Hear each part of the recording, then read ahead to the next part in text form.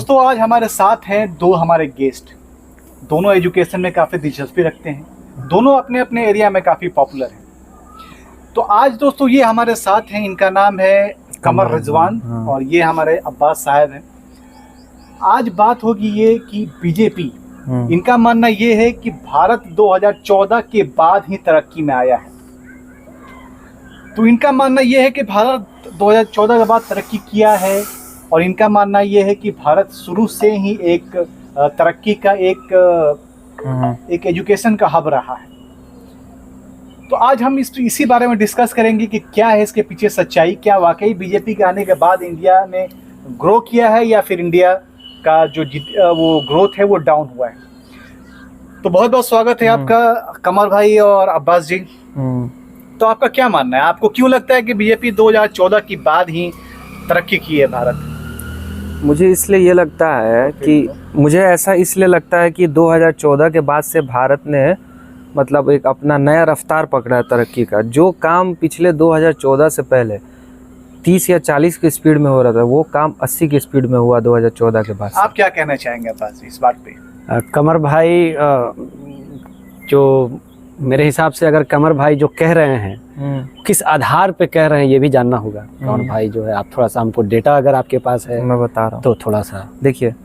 Data की आप जो बात कर रहे हैं, तो डेटा ये है कि जो पिछले 60 साल से काम हुआ इंडिया में, जो कांग्रेस पार्टी थी उसने सिर्फ एक पॉइंट को पकड़ा था, एजुकेशन। ठीक, अच्छी बात है, एजुकेशन पे ध्यान देना, यूनिवर्सिटी बनाया, ठीक है, लेकिन आपने मार्केट को खोला नहीं था जो एक बिजनेस मार्केट था। देखिए, हमें शांति प्रिय देश कहा जाता था। भारत एक शांति प्रिय देश है, गांधीवादी देश है। इसी के वजह से पूरी दुनिया हमें लाइट में लेती थी। जो बात है वो सच है। लेकिन पिछले 14 साल से भारत ने अपने आप को सिक्योरिटी स्टेट में बदला है, एक डिफेंसिव स्टेट। हम हथियार, जैसे कि भारत सरकार ने बहुत अच्छे अच्छे हथियार खरीदे हैं, जैसे राफेल जेट फाइट हुआ, ये आया हिंदुस्तान में, जिसका कांग्रेस विरोध की थी। S-400 जैसा डिफेंस सिस्टम आया। भारत सरकार अभी S-500 का डील कर रही है रशिया से। उसके बाद से सुकोई fighter jet made in India बनाया जा रहा है। सबसे अच्छी बात देखिए, made in India BrahMos missile बन रहा है। पहले हम मिसाइल खरीदते थे, अभी ब्राह्मोस मिसाइल रशिया के साथ मिलकर मेड इन इंडिया बनाया जा रहा है। मतलब भारत में ही वो मिसाइल बन रहा है और वो मिसाइल दूसरे देश को भी हम बेच रहे हैं, ताकि उससे जो पैसा आएगा तो हमें फ़ायदा होगा। तो ये जो concept prime minister Narendra Modi ने दिया था कि मेड इन इंडिया और आत्मनिर्भर भारत, सेल्फ इंडिपेंडेंट इंडिया, जो हमारे यंग जनरेशन में एंटरप्रेन्योरशिप या सेल्फ इंडिपेंडेंट इंडिया, आत्मनिर्भर भारत का जो ये कॉन्सेप्ट प्राइम मिनिस्टर ने दिया, मुझे लगता है भारत को काफ़ी पॉजिटिवली आगे बढ़ाया। और हमारा मेड इन इंडिया, इसके बारे में आपको क्या कहना है? तो इस वजह से मैं कह रहा हूँ, जो कि ये काम पहले की गवर्नमेंट नहीं करती थी। हम पहले सिर्फ और सिर्फ इस पे रिलाई रहते थे, कहीं से फॉरेन कंट्री से फिक्स्ड डिपॉजिट आ जाए, सौदी अरब से आ जाता था, लोग पैसा भेजता था, मतलब फॉरेन एक्सचेंज आता था इंडिया में, जिससे कि हम चलता था। लेकिन जब से मेड इन इंडिया हुआ है और सेल्फ इंडिपेंडेंट भारत हुआ है, मुझे लगता है एक काफ़ी पॉजिटिव सोच आया, जिससे कि जैसे भारत ने, मेरे सबसे से एग्जाम्पल देता हूँ। देखिए कमर भाई जो अपना जिस वे में इंडिया के डेवलपमेंट के बारे में बताने की कोशिश की, अच्छा है, कोशिश करना चाहिए और अच्छा इन्फॉर्मेशन देना चाहिए। अब अगर इन्होंने जो इन्फॉर्मेशन लिया है, अगर वो रिसर्च करके किए हों, तो अब मेरा मुद्दा ये है कि जैसे आपने कहा कि श्री नरेंद्र मोदी जी के आने की वजह से इतना डेवलपमेंट हुआ है। और पहले मैं इस बात को ये भी नहीं कहूँगा कि हाँ पहले IIT था, इनके ज़माने में नहीं बना, बला बला, हमको वो सब चीज़ें नहीं कहना है, हमको डायरेक्ट मुद्दे पे आना है।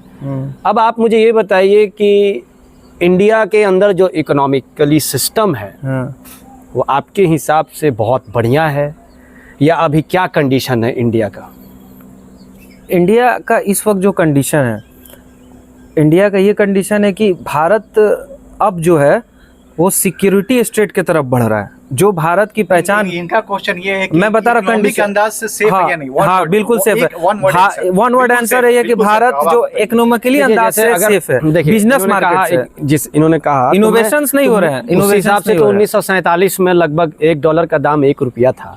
तो या तो वो गलत था या आज के दौर में अगर दिन पर दिन बढ़ता जा रहा है $1 लगभग 85 रुपए, तो मैं कैसे मानूं? ये क्या आप किस जो है सिस्टम से आप कह रहे हैं कि एक इंडिया जो है एक पावरफुल देश और इकोनॉमिक कंडीशन में बढ़ोतरी, ऐसा नहीं है कि हमारे जो जो है कंट्री में पैसे लोग नहीं ले रहे हैं, ऐसा नहीं है। ये शायद हो सकता है कि अगर मैं गलत हूँ तो आप मुझे बताइएगा कि अभी भी इंडिया पर बहुत ज्यादा कर्ज है। इस चीज को हम भले किसी भी वे में एक्सेप्ट करें या ना करें, एक छोटा सा मिसाल इसका $1 का 85 रुपए, आपको मैंने एक मिसाल दिया छोटा सा। अभी जीटीपी और ये सब वगैरह और टैक्स वगैरह और जिस तरीके से जो इंडिया पे परेशानी हो रही है ना, ये जीएसटी और सीजीएसटी और खासकर कोविड के बाद का जो, तो इसको अंदाजा लगाना और आकलन करना मेरे हिसाब से बड़ा मुश्किल हो सकता है। ठीक, आपने बोला कि परेशानी हो रही है और डॉलर का आपने एग्जांपल दिया। देखिए डॉलर जो है, आप बोल रहे हैं कि डॉलर हम डॉलर से कंपेयर करें, तो डॉलर से हम कंपेयर करके ये सोच रहे हैं कि हमारा वैल्यू करेंसी का नहीं बढ़ा है। तो देखिए रशिया का भी वैल्यू नहीं है। रशिया का 1 रूबल रशिया का कितना डॉलर बनता है, आप गूगल सर्च करो, इंडिया और रशिया का करेंसी में भी बराबर ही मिलेगा। जी जी। फिर भी रशिया ने हमला किया यूक्रेन पर, और रशिया पावरफुल कंट्री है। वाई? क्यों? क्योंकि इसके पास हथियार है। हाँ, हमें सिक्योरिटी स्टेट की तरफ बढ़ना, हमें हथियार, दुनिया इस वक्त टेक्निकल हो रही है। मेरा कहने, हम डॉलर, अच्छा रशिया का भी तो डॉलर का वैल्यू नहीं, रशिया क्यों ताकतवर कंट्री है? जी, तो मतलब कि आपने जैसे कहा टर्की का भी नहीं है डॉलर का वैल्यू, 1 रूबल का वैल्यू इंडिया करेंसी बराबर। फिर भी टर्की ने पाकिस्तान का साथ दिया जंग में। टर्की ने बोला हम पाकिस्तान के साथ खड़े हैं because of Muslim brotherhood. Okay. हाँ, एक और उन्होंने बोला मुस्लिम ब्रदरहुड की वजह से हम पाकिस्तान के साथ खड़े हैं। टर्की ने साथ दिया पाकिस्तान का, उसका भी तो करेंसी इंडिया की इक्वल है। रशिया इस वक्त यूक्रेन में हमला किया है, वो तो डॉलर, वो तो नहीं डर रहा है कि अमेरिका का $70 है हम तुमको देख लेंगे, वो तो हमला कर दिया यूक्रेन पे। रशिया एक पावरफुल कंट्री है वर्ल्ड में।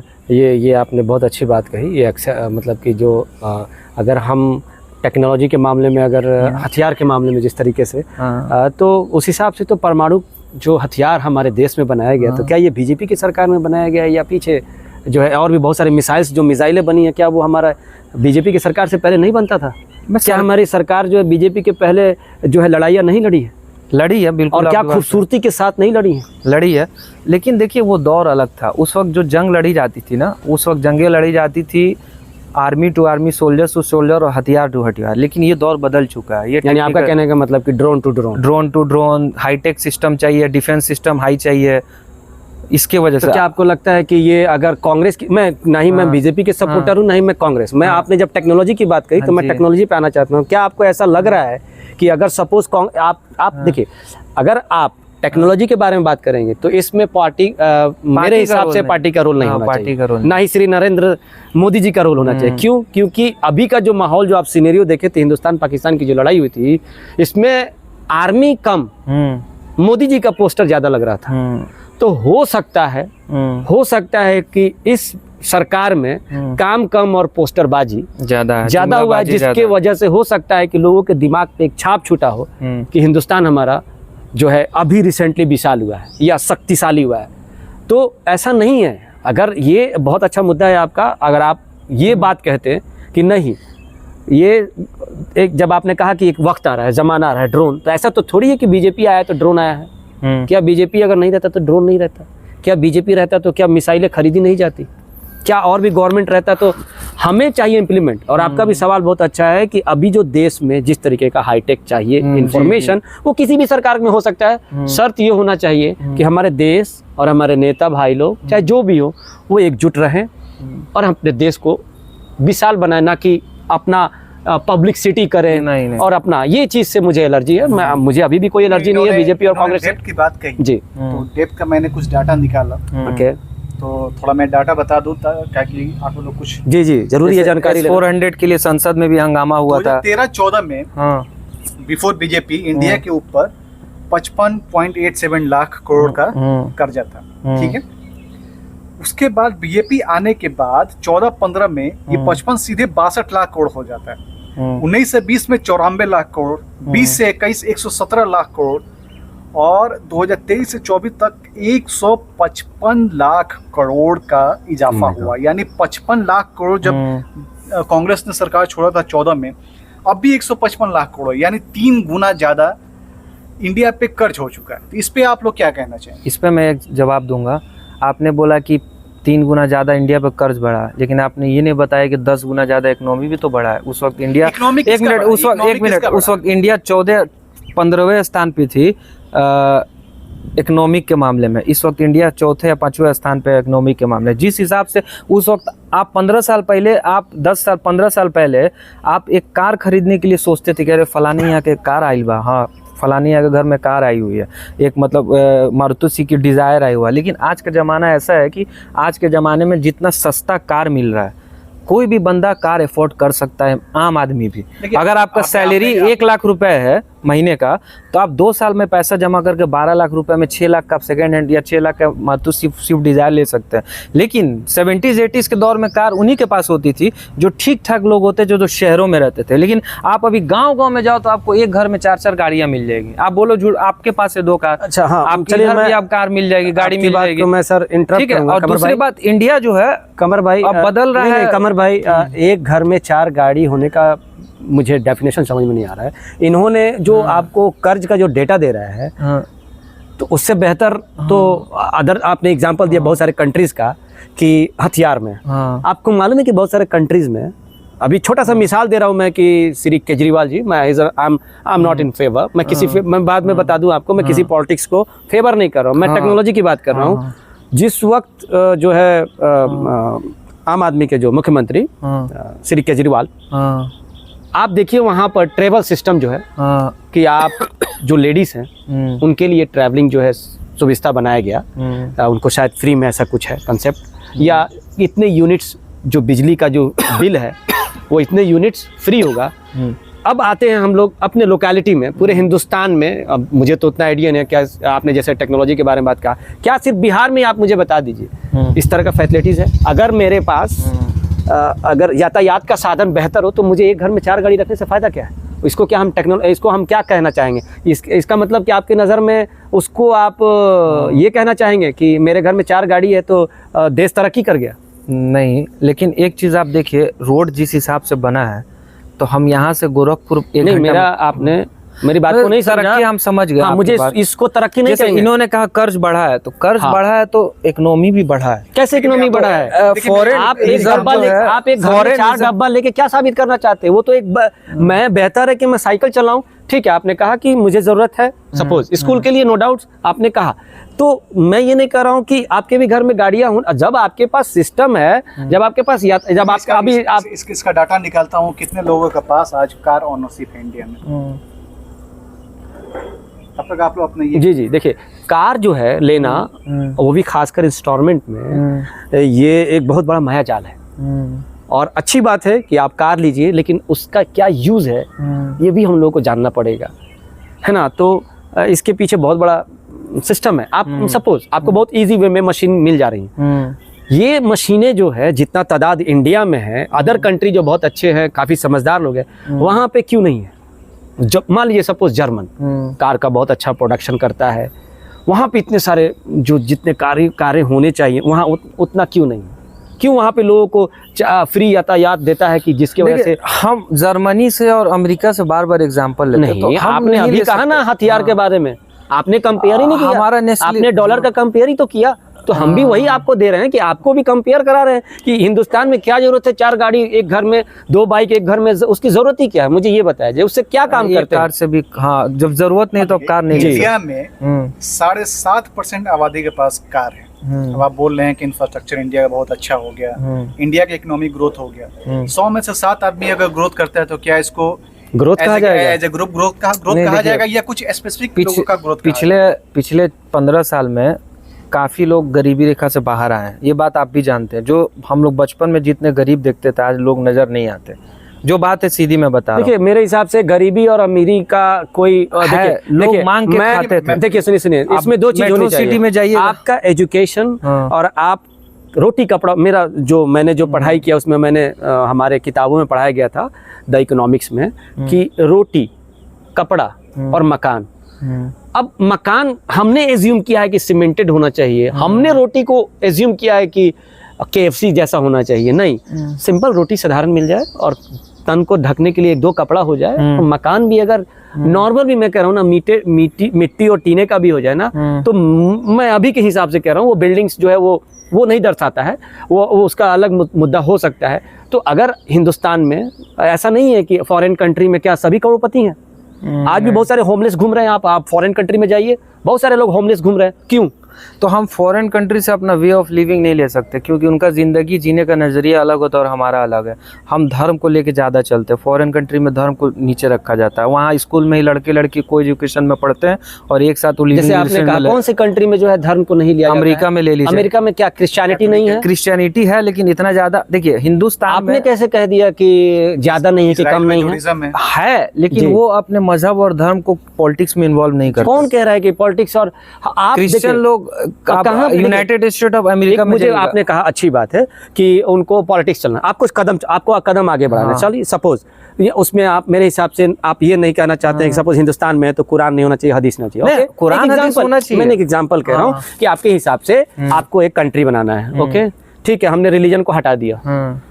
आप सिंपल सा एग्जांपल बताइए कि अगर आप सपोज कोई एक्सरसाइज ही कर रहे हैं, मैं मिसाल बता रहा हूँ, हो सकता है मैं गलत हूँ, आप एक्सरसाइज ही कर रहे हैं, तो उसको संस्कृत में देखा जाए या हिंदुइज्म में देखा जाए व्यायाम, उसको अगर आप रिलीजन में देख रहे हैं तो हो गया नमाज। Concentration, the way of concentration आप कहाँ से ले रहे हैं? आप देखिए हिंदुस्तान पूरे वर्ल्ड में बौद्धिज्म का बहुत बड़ा बढ़ावा है। क्या वो पुराना रिलीजन है? मेरा मानना है कि वो नई रिलीजन है और उसका प्रचार ज्यादातर जापानीज चाइनाज में बहुत ज्यादा स्प्रेड फैला और धीरे धीरे पूरे वर्ल्ड वाइड में भी फैल चुका है। तो कहने का मतलब ये है कि आप कोई भी काम करो, अगर आपका रिलीजन कुछ ऐसा जो ह्यूमैनिटी के खिलाफ कह रहा है, तब मैं कहूँगा कि आप रिलीजन को मत लीजिए। आप मुझे ये बताइए कि ऐसे बहुत सारे धर्म हैं जिसमें कहीं पर भी ना पीस और ह्यूमैनिटी के अगेंस्ट कुछ कहा गया हो। तो बेशक आपका हो सकता है, आपकी थ्योरी हो कि मैं कोई भी काम करूं उसमें रिलीजन ना आए, तो रिलीजन कहाँ क्या कह रहा है? अगर आप बच्चा पढ़ रहा है, सपोज सुबह बच्चा उठा, पूजा किया अपने घर पे, स्नान किया, आया, अपने टीचर का सम्मान किया, कहाँ से सीखा? चलिए 2014 के बाद इन्होंने कहा बीजेपी का, और अभी रिलीजन की बात हो रही है जी, तो 2014 के बाद जो इंडिया में जो कम्युनल जो नफरत फैला है, वेरी गुड पॉइंट। बीजेपी आपकी क्या राय है? क्या उसके बारे में बाद में बीजेपी ने इंडिया में एक ऐसा नफरत का खेल खेला कि अभी तक इंडिया टूटी पड़ी हुई है उसकी वजह से? देखिए मैं बता रहा हूँ आपको, सबसे बड़ा लिंचिंग, सब चीज मैं एग्री कर रहा हूँ, आपका सब बात सही है। मॉब लिंचिंग हुआ है, हेट्रेड फैल रहा है, जो कि मीडिया हमारी जो है बहुत खराब है, इस बात में एक्सेप्ट करता हूँ। मीडिया ने हमें बहुत गवर्नमेंट मतलब क्यों नफरत फैलाती है? देखिए मीडिया, कोई देश आगे बढ़ सकता है? देखिए मीडिया पर्सनल है, जो पॉजिटिव मीडिया भी एक साइड, ये भी मीडिया जो ये दिखाती है कि ये चीज गलत है। पॉजिटिव है, जैसे आप दूसरा चैनल देखिएगा तो कुछ पॉजिटिविटी भी है। देखिए हमारा देखने का नजरिया होना चाहिए। हम मानते हैं, अच्छा उस चैनल का वजूद क्या है? अच्छा ठीक है, आप मानते हैं वजूद क्या है? ठीक है, आप अल जजीरा को क्या मानते हैं? चलिए बताइए। अल जजीरा को हटाइए ना भैया। नहीं, सवाल है, इंडिया पे बात हो रही है भाई। अभी इंडिया, तो आपने मीडिया पे बात किया तो मैं मीडिया पे बोल रहा हूं। हिंदुस्तान में है, कोशिश किया जाए। अच्छा, आपने कहा 2014 के बाद तरक्की किया हिंदुस्तान ने। हिंदुस्तान ने सबसे स्ट्रांग इकोनॉमी में अभी 2 या 3 नंबर पे आ गई। हाँ, चौथे नंबर पे। तो मैं आपको बताना चाहूंगा कि भाई, तो 2014 के बाद जब हिंदुस्तान चौथे नंबर पे आती है, तो ये एज ए कॉम्बाइन इंडिया आगे बढ़ा या कुछ पर्सनल लोग ही आगे बढ़े हैं? देखिए विकास जो है आम आदमी का भी हुआ है और विकास जो है बड़े लोगों का भी हुआ है। विकास सिर्फ बड़े लोगों का हुआ है। आपको मैं बता दूं, ये बता रहे थे ना कि कार, हर घर में आज कार है, हर घर में खाने को है, रोड अच्छा है। अगर आप रियलिटी में जाके देखें ना, आप अभी घूमे हैं, कहाँ रोड आपको अच्छी मिली? चिकना रोड कहाँ मिला? देखिए रोड पे चिपी सटा हुआ है। देखिए गोपालगंज से गोरखपुर जाना एक घंटा में आदमी पहुंच जाता है, ठीक है।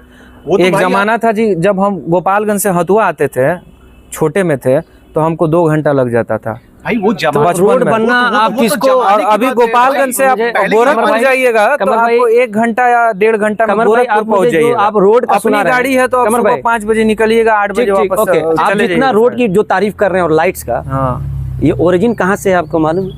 ये जो रोड की आप तारीफ कर रहे हैं, कहाँ से शुरुआत हुआ इस रोड का कंस्ट्रक्शन का? ये किसका इम्प्लीमेंट है और किसका सेंट्रल गवर्नमेंट का था। और उससे पहले ये कौन से मैं फिर बात कहूँगा कि मैं किसी आप अगर सोच रहे हैं कि बीजेपी की सरकार में रोड का कंस्ट्रक्शन का इनिशिएट हुआ है और बिजली जो है बिहार में जो अभी आपको 24 आवर मिल रहा है, तो ये आप हो सकता है आपको शायद हमारे बचपन में 2 घंटा बिजली हमको आपके बचपन में होता था, लेकिन काम कब से चल रहा था?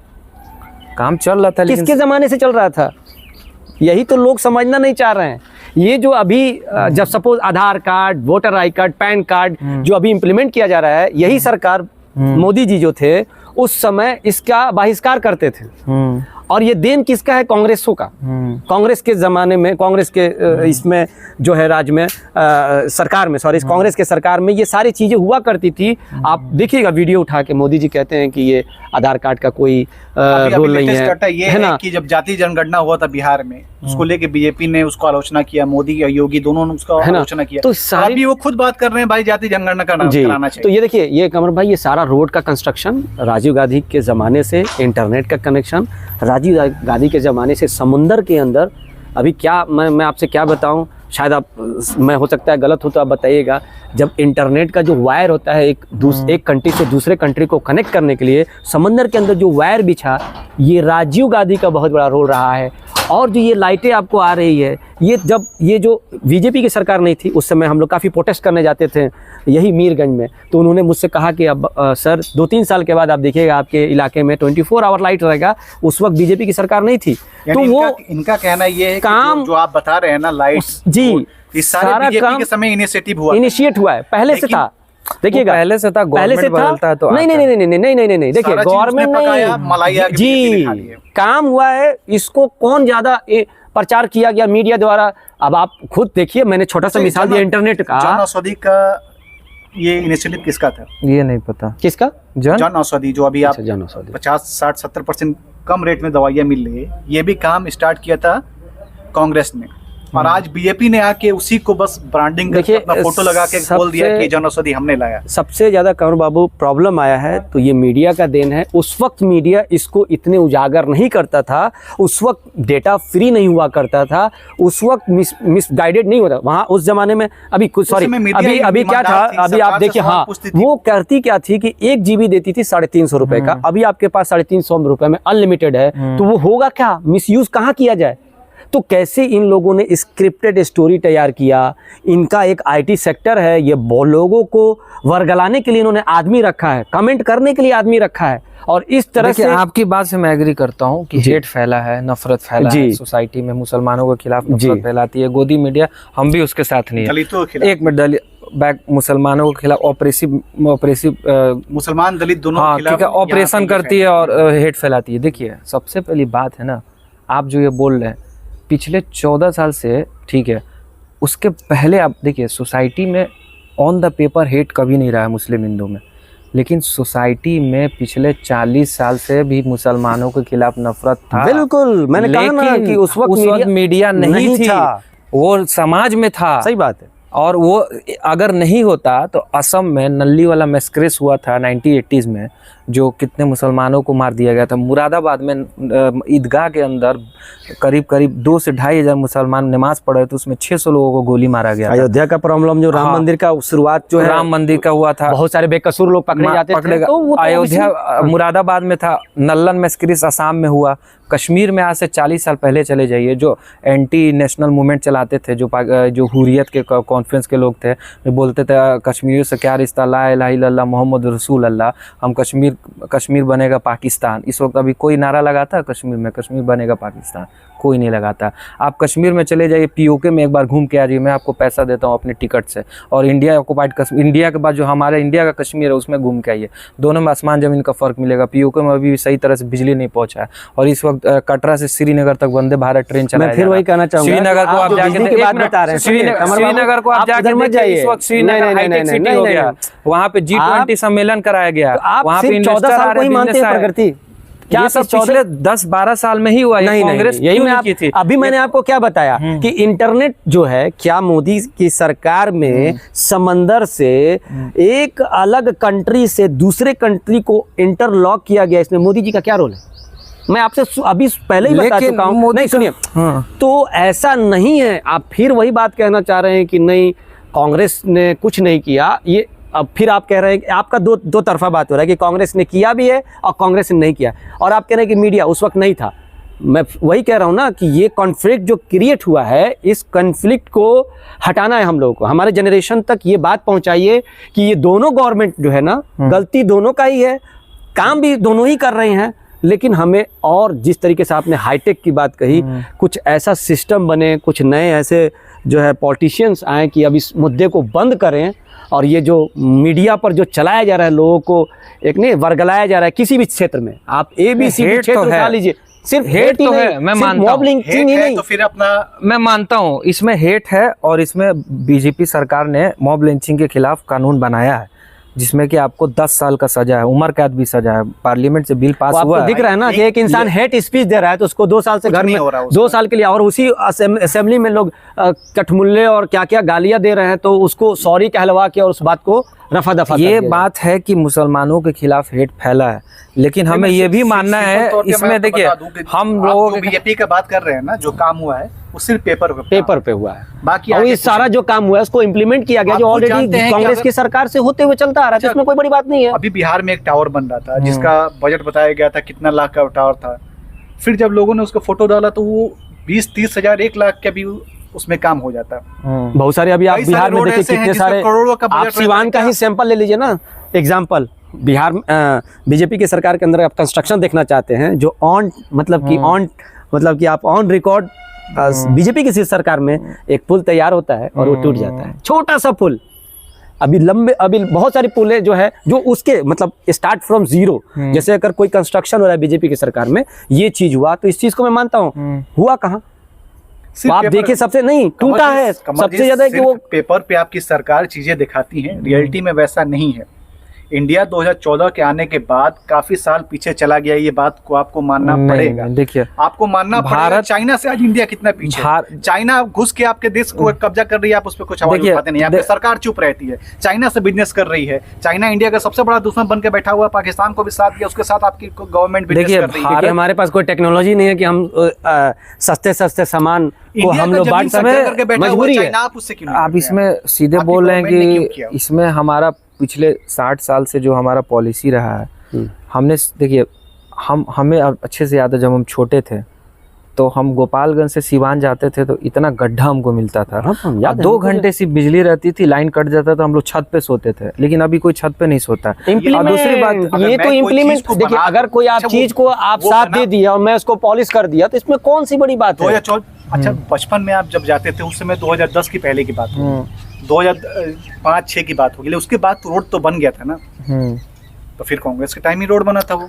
देखिए 14 आने के बाद कहाँ रोड बना, क्या अचानक 13 से 14 आते? देखिए इसमें जिम्मेदार हमारे स्टेट गवर्नमेंट है, जो हमारी रूलिंग पार्टी लालू यादव थे, इसने बहुत चोरी किया। स्टेट क्या, तो स्टेट में क्या कर सकते हैं, सेंट्रल जो होता है सेंट्रल पावरफुल होता है। सेंट्रल अगर देखिए आप भी अगर मैं गलत हूं तो बताइएगा, सबसे पावरफुल होता है सेंट्रल, और वो सेंट्रल वाले अपने एरिया में सपोर्ट करेंगे। अगर लालू यादव एक समय की बात है जब वो अपना एरिया में उन्होंने रोड बनवाया, और अभी आप जाके देखिए नालंदा में तो नीतीश की सरकार है, तो वहां पे जाके देखिए कितना जबरदस्त हाईवे का काम चल रहा है। ये एक था पार्शियलिटी होता था, वो नहीं होता है कि अगर आप उठ गए तो आप अपने फेवर वाला अपना काम करेंगे। उन जितने भी लीडर्स हैं, हो सकता है उन लोगों ने क्या किया क्या नहीं, लेकिन अपने अपने क्षेत्र में उन लोगों ने इम्प्लीमेंट का काम किया, जो भी लीडर्स। लेकिन अब एक मुद्दा है कि सेंट्रल और जो है स्टेट ये पंगा रहता है, आप भी जानते हैं। तो इसके वजह से हमारे बिहार को भी काफ़ी दिक्कतें आई। अभी भी लोग वादा कर रहे हैं, क्या बैठा के बिहार में क्या इम्प्लीमेंट करा सकते हैं, जो था उसको तो बंद कर दिया गया। यही हमारे श्री मोदी जी आए थे, ये आप क्यों नहीं बता रहे हैं, यही चीनी मिल के बारे में उन्होंने बात कहा था, अपने ज़ुबान से कहा था कि हाँ इसका इम्प्लीमेंट होगा, क्या हुआ, बंद। अभी एक बड़ी मुश्किल से चल रहा है गोपालगंज, और इधर 1-2 जगह है वो भी बंद होने के कगार में।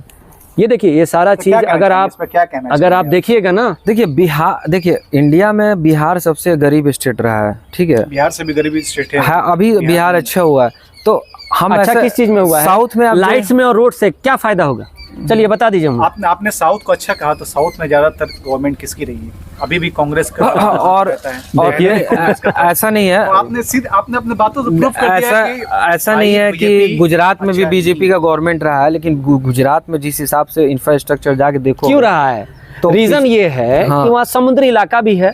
आप देखिएगा हरियाणा में भी तो था। मैं अभी गुजरात पे बात हो रही है, फिर हम हरियाणा पे आएंगे।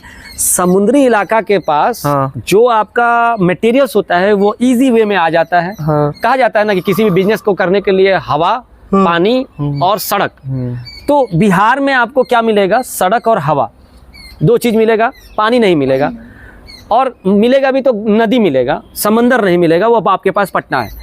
तो गुजरात के पास क्या है ना, गुजरात के किनारे समंदर है, बॉम्बे के किनारे समंदर है। तो लॉजिकली बात है, और कुछ ऐसे भी कह सकते हैं नेचुरली भी बात है कि हम वो प्रोडक्शन, हम वो मटेरियल्स क्यों गुजरात से ला के यहाँ पे मैन्युफैक्चर करें, जब वहीं पे इजी वे में बन जा रहा है। तो कुछ लोग जो है ना, नेतागढ़ या कुछ लोग, वो झूठा वादा कर रहे हैं कि हम बिहार को ना पता नहीं क्या कर देंगे, क्या मतलब कि यहाँ पे दे देंगे। मुझे अभी तक समझ में नहीं आ रहा है कि जो था तो उसको तो चलने ही नहीं दे रहे हैं। हमारे बगल में ही देख लीजिए, एक गल्डा फैक्ट्री हुआ करता था, उसको बंद कर दिया गया। चीनी मिल बंद कर दिया गया। आज अगर चीनी फैक्ट्री रहता, शुगर फैक्ट्री रहता, तो हमारे यहाँ जो है शुगर का जो कैन, गन्ने का जो उत्पादन होता है, बीजेपी का बहुत बड़ा हाथ है जो फेलियर अभी सिस्टम का हो रहा है। India as a combination India failure कर रहा है, तो इसमें बीजेपी का बहुत बड़ा हाथ रहा है। आपने जो कहा 2014 के बाद हमारी कंट्री बहुत आगे बढ़ रही है, ये सिर्फ पेपर पे आगे बढ़ रही है, सच्चाई बहुत सच्चाई इसमें। देखिए मैं तो यही साफ कहूंगा, अगर टॉप कुछ लोगों को हटा दिया जाए, अंबानी, अडानी, टाटा, इन लोगों को हटा दिया जाए, टॉप कुछ देश को यही लोग चला रहे हैं, तो इंडिया की जो जीडीपी है केनिया से भी, अफ्रीका से भी खराब है। इसलिए ये बात आपको मानना पड़ेगा। देखिए ये बात आप जो बोल रहे हैं, टॉप लोग को हटा दीजिए, अंबानी हटाने, ऐसा नहीं। इंडिया में बहुत लोग करोड़पति हैं जिनका नाम सामने नहीं आता। गोपालगंज में भी ऐसे है, और हर कोई अंबानी और अडानी नहीं बन सकता। 1 बिलियन से ऊपर इंडिया की आबादी है। उसमें से 10 आदमी, 20 आदमी, 100 आदमी तरक्की कर गए तो देश की तरक्की थोड़ी ना कहलाएगी भाई। वो आज आप स्ट्रगल कर रहे हैं कि नहीं अपने लाइफ में, ये बताइए। हाँ, स्ट्रगल तो सबको करना है। स्ट्रगल क्यों कर रहा है अंबानी अडानी? स्ट्रगल क्यों नहीं कर रहा है? देखिए अंबानी, आप खुद देख ले, पहले के जमाने में आप बोलते थे गरीबी थी, आपके दादा, आपके अब्बा के जमाने में, लेकिन उस समय आपके घर अगर कितने भी 10-15 मेहमान आ जाए, फिर भी उस समय खाने की या कोई भी चीज की नेसेसिटी कम नहीं होती थी। आज के टाइम में आपके घर एक मेहमान आ जाए, आप 1 स्क्वायर फीट जमीन नहीं खरीद सकते हैं। हमारी जो मेंटालिटी है, मार्केट में वो छोटा सा दुकान नहीं ले सकते जी। आप। इतने क्राइटेरियाज और इतने टैक्स हैं, और जीएसटी और सीजीएसटी के आप स्टेबल नहीं कर सकते हैं। देखिए इंडिया पेट्रोल बेचता है दूसरे कंट्री को, श्रीलंका को 30-40 रुपए के आसपास। खुद इंडिया में अपने लोगों को 110 रुपए के आसपास पेट्रोल टैक्स भर रहा है। कार की बात करें, अगर इंसान कार और बाइक खरीदता है, सबसे पहले तो वो वहीं पे टैक्स देता है, बहुत ज्यादा। फिर इंश्योरेंस पे टैक्स, फिर रोड पे चलाता है उसका टैक्स, फिर टोल टैक्स, और खुद उसका जो सैलरी अगर उसको मिल रहा है, अगर उसका उस पे भी वो भी टैक्स दे रहा है, तो ये हो क्या रहा है? पेट्रोल पे टैक्स, जब रोड का टैक्स आप टोल से ले रहे हैं, फिर पेट्रोल पे टैक्स, सारे चीजों में टैक्स दे रहे हैं आप। फिर कहाँ से आप बोलते हैं कि 2014 के बाद देश आजाद हुआ है? क्या आज आप खुल के अपना गवर्नमेंट से सवाल कर सकते हैं? देखिए जो भी दो वायर चैनल अभी गवर्नमेंट से जो ये अटैक हुआ था, कौन सा अटैक था वो? पहलगाम जो अटैक हुआ था, उस पे वायर ने सरकार से कुछ सवाल पूछे। एक और कोई राठौड़ करके लड़की थी, उसने सरकार से सवाल पूछा, उसके ऊपर FIR हो जाती है, द वायर बंद हो जाता है। तो कहाँ से ये फ्रीडम, कहाँ से? आप बताइए ना, फ्रीडम कहाँ है आज? देखिए आप फ्रीडम बोल रहे हो, ठीक है, मैं मानता हूँ फ्रीडम नहीं है, सब कुछ है, लेकिन देखिए सवाल इस वक्त सवाल ये है कि आदमी खुश कितना है, ठीक है। गवर्नमेंट इंडेक्स में इंडिया सबसे नीचे है, तो हैप्पी का नजरिया जो है हमारा वो बना, मतलब वो हमने खराब किया हुआ। देखिए हमने क्या किया, क्या हैप्पी? देखिए हमने, मैं बताता हूँ हमने क्या किया, हमने मार्केट को पकड़ा नहीं। जैसे सर आप बात समझिए, हमको बिजनेस करना, देखिए भारत को जब गवर्नमेंट आपको फैसिलिटी दे सकती है, करना आपको है, इन्वेस्ट आपको करना है, ठीक है। फिर आपने क्यों कहा कि गवर्नमेंट के आने से देश आजाद हो? देखिए मेरी बात तो सुनिए, आप शुरू से ही जो मेरा कहने का मतलब था, जो हम कांग्रेस के भी खिलाफ हैं, जो मेंटली सारे पार्टी के खिलाफ है, क्योंकि सारे पार्टी इंसान को ठगती है ग्राउंड पे। ये डेमोक्रेसी जो है इंडिया में नहीं है, सारा पार्टी आपको गुलाम बना के रखती है। डेमोक्रेसी का मतलब होता है आप राजा हैं, हम राजा हैं। क्या आप राजा हैं? लेकिन क्या आप अगर एक नेता गाड़ी पे जाता है तो आप कि गाड़ी रोक दी जाती है या आप गाड़ी या नेता की गाड़ी पहले लेकिन जाती है? आप देखिए- ये बताइए, एम्बुलेंस तक को रोक दिया जाता है। हाँ, ये बात तो आप सही कह रहे हैं, तो फिर लेकिन आप ये बताएं लेकिन देखिए डायनेस्टी पॉलिटिक्स जो हमको मिला है विरासत में, जैसे लालू का बेटा सीएम बनेगा, तो राहुल गांधी बनेगा जिसका सोनिया गांधी का बेटा है, करते हैं ना भाई उसको। तो ऐसे नहीं हो सकता। आपको आपका कहने का मतलब मेरा कहने का मतलब नहीं, आप परिवारवाद पॉलिटिक्स जो हमको बर्बाद किया। सुनिए सुनिए, ये इन्हीं के चक्कर में, हाँ। ये आपने बहुत अच्छा बात कहा और आपने भी बहुत अच्छी बात कही कि हमें किसी से मतलब नहीं है, और इन सारे नेताओं के चक्कर में कुछ को छोड़कर मुझे अब देखना पड़ेगा इन लोगों का जो प्रोपोगंडा है ना कि आम आदमी को परेशान करो, परेशान उलझाए करो, रखो। परेशान करो, परेशान करो। आपकी गवर्नमेंट आती है, आधार कार्ड बनवाती है, फिर अभी बोल रही है आधार कार्ड आपका पहचान का प्रूफ नहीं है। क्या चल रहा है? नोटबंदी करती है, बोलती है हम टेररिज्म खत्म कर देंगे, काला धन ला देंगे, 15 लाख हर अकाउंट में आएगा। आया अभी तो लगभग सुनने में आ रहा है, एज एन मैंने कहीं देखा था न्यूज़ में कि 33% या उससे अबव शायद नकली नोटों का कारोबार इंडिया में, नकली नोट आ चुका है। देखिए बुराई तो हर जगह रहता है जी, आपकी ऑब्वियसली, बीजेपी लेकिन के गवर्नमेंट के जो लीडर हैं वो खुलेआम उनका पॉर्न का वीडियो हमेशा लीक होता है। नहीं, मैं खुलेआम वो बीजेपी को खुलेआम सपोर्ट वो नहीं कर पकड़े रहा जाते हैं हूँ, पैसे की वो घूस लेकिन लेते मैं हुए। बीजेपी को सपोर्ट नहीं कर रहा आपने हूँ, शुरू में कहा BJP लेकिन का आने वाला देश, प्राइम आगे मिनिस्टर गया है। नरेंद्र मोदी का जो विजन है इंडिया को क्या ग्रेट विजन? बनाने वो का, खुद ही विजन तो पढ़ा मेरा भी लिखा बहुत इंसान अच्छा नहीं है। वो। अब मैं देखिए, विजन को, ये तो विजन हमारे को- से सवाल है, पढ़ा लिखा इंसान जरूरी नहीं है कि कंट्री को ऊपर बना सकता है। क्यों नहीं भाई? तो फिर देखिए आप अपने बच्चों को नहीं पढ़ाएंगे? नहीं, कहने का मतलब है कि लीडरशिप, इंसान को ये कैसे सुनिए, गेस करते एक हैं? मार्केट में पढ़ा ट्रेंड लिखा चला ही है, कैसे? एक ट्रेंड चला है कि degree just like a paper. हाँ, देखिए ये गलत पढ़ा धारणा- लिखा इंसान नहीं, नौकरी करता है, जो सुनिए, कंट्री को वो नहीं, चलाता मेरी है, जो बात- बिजनेसमैन, कमर भाई, ट्रम्प कमर को भाई, देख लो। मेरी बात सुनिए, मेरी हाँ। बात सुनिए। डिग्री ये जो लोग कहते हैं ना कि ये एक मोटिवेशनल हाँ। लैंग्वेज है। अभी मोदी जी कहते हैं कि नाले के अंदर से मैं गैस निकालो, काफ़ी पॉपुलर हुआ, और मीम बना किनका कि राहुल जी कहते हैं कि इधर से आलू निकालो तो सोना। ज़्यादा ट्रोल उनका क्यों हुआ? जो राहुल जी हैं उनका जो है बना पप्पू वगैरह, और काफ़ी मैं देखता हूँ, सर्वे करता हूँ, देखता हूँ मार्केट में उन्हीं का मीम्स जो है काफ़ी ट्रोल हुआ।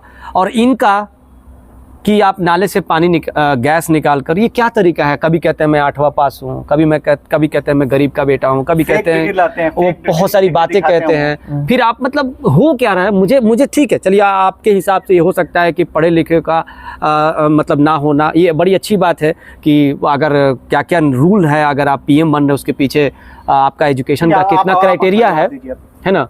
देखिए जवाब ये है ना कि जिस स्टेट में काम हुआ है और जो स्टेट डेवलप किया, वहाँ का क्या डेवलप किया, मतलब जो स्टेट अच्छा कर रहा है GDP के मामले में। हम बिहार में, क्योंकि बिहार शुरू से गरीब था, ठीक है, जात पात। अभी आप रोड से कह रहे थे और लाइट से कंपेयर लेकिन कर अभी रहे थे, पहले के तो हिसाब, रोड और लाइट से हम पहले के हिसाब से तो अच्छा देखिए, हो रहा कमर है भाई, रोड और लाइट से बच्चे इंटरनेट चला सकते हैं। पहले आपके पास सुकून था, हाँ। क्या आज आपके पास सुकून है?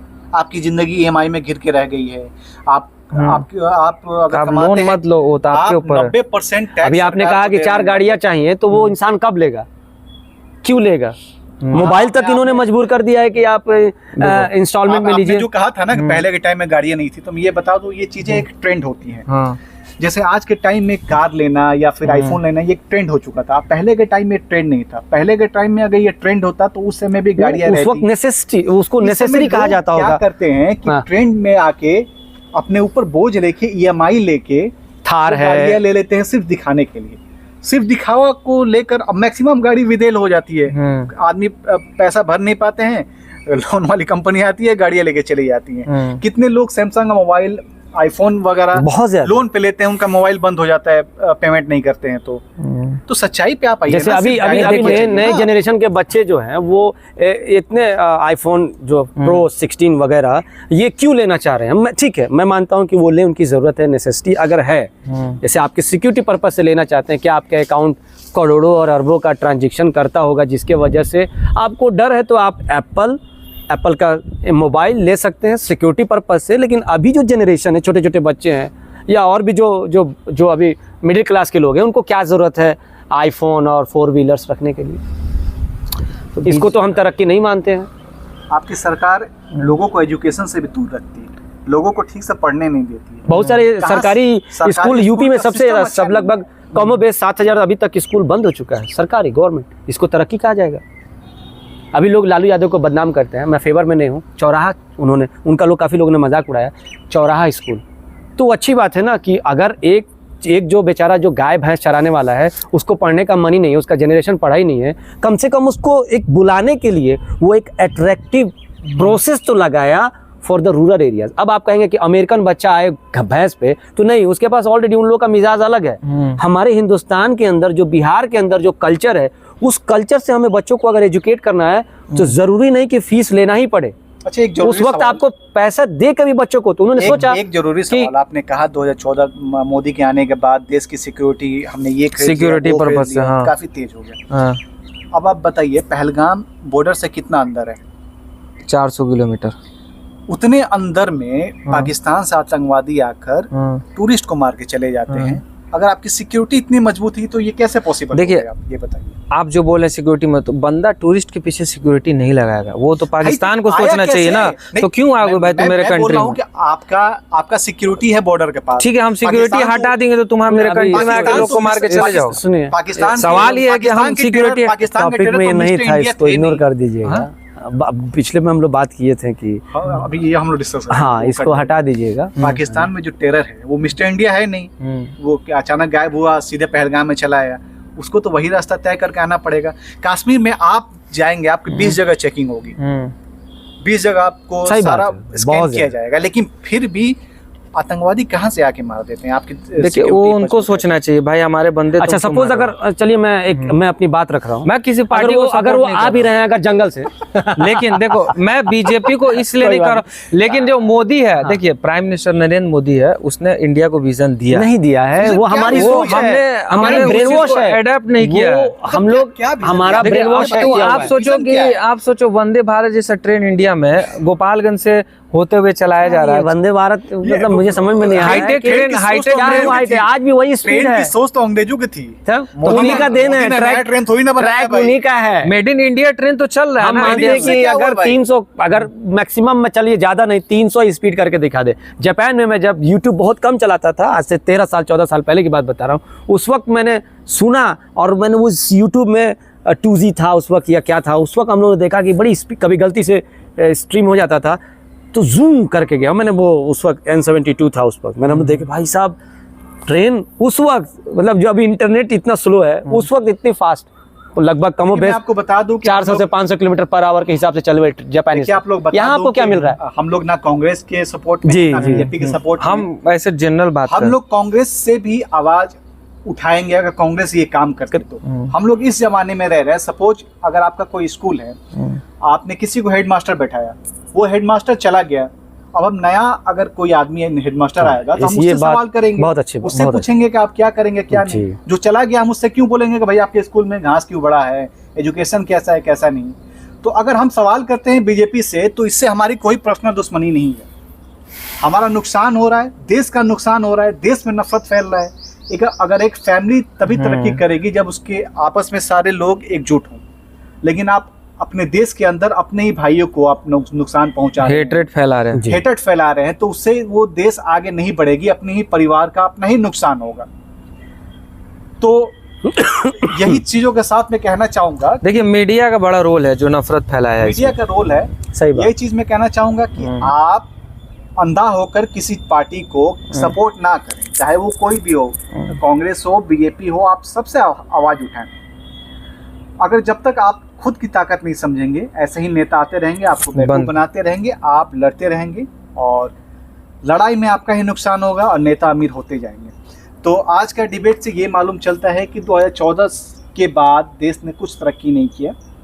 हल्का फुल्का जो तरक्की होना था वो एक सिस्टम है, वो होगा ही। अगर वो बीजेपी रहती या मैं भी रहता, मेरे पास कोई चीज़ नहीं है, मैं भी रहता तो वंदे भारत ट्रेन बनता ही। मैं आपको बता दूं कमर रिजवान, वो नॉर्मल चीज़ें होती हैं। तो बीजेपी के आने के बाद देश का क्लियर नुकसान हुआ है, देश में नफरत है, फैमिली टूट गई है हमारी। ये चीज़ों पे आपका ध्यान देना। मैं लास्ट में आपकी बातों से बहुत अच्छा लगा, तो मैं लास्ट में कि मैसेज देना चाहूँगा कि आपने कहा कि जो सरकारें आई और अभी आएंगी भी, तो हर किसी का काम है कि थोड़ा बहुत इम्प्लीमेंट करना। बस हम इस न्यूज़ के माध्यम से ये कहना चाहेंगे कि जो हमारी जो टेक्नोलॉजी है, जैसे कमर भाई का भी बहुत अच्छा सोच है, हो सकता है कि सभी लोगों का एक ही सिनेरियो होगा, निचोड़ ये आएगा कि तरक्की हो।